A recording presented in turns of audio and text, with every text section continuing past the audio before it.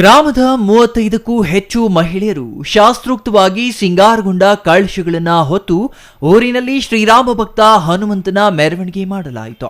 ಪ್ರತಿ ಮನೆಯಿಂದ ಶುಭ್ರವಾಗಿ ತಂದ ನೀರಿಂದ ಶ್ರೀರಾಮ ದೇವರಿಗೆ ಅಭಿಷೇಕ ಮಾಡಿ ಪೂಜೆ ಸಲ್ಲಿಸಲಾಯಿತು. ಕಳಸ ಹೊತ್ತು ತಂದ ಪ್ರತಿ ಮನೆಗೆ ಅಯೋಧ್ಯೆಯಿಂದ ಪೂಜಿಸಲ್ಪಟ್ಟಿದ್ದ ಮಂತ್ರಾಕ್ಷತೆ ವಿತರಣೆ ಮಾಡಿದ್ರು.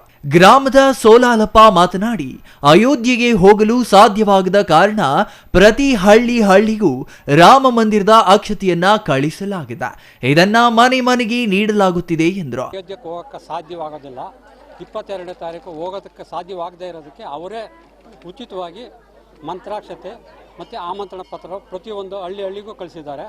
ಅದನ್ನು ನಾವು ಊರಿನ ಎಲ್ಲ ಮನೆಗೂ ಹಂಚ್ತೀವಿ. ಇವತ್ತೇನು ಅಂತಂದರೆ ಅಲ್ಲಿ ಆಗೋ ಇದಕ್ಕೆ ಪೂರ್ವಭಾವಿಯಾಗಿ ದೇವರಿಗೆ ಇನ್ನೂ ಬಲ ಸಿಗಲಿ ಅಂದ್ಬಿಟ್ಟು ನಮ್ಮೂರಿನಲ್ಲಿ ವಿಜೃಂಭಣೆಯಾಗಿ ದೇವರ ಉತ್ಸವ ಮಾಡಿದ್ದೀವಿ.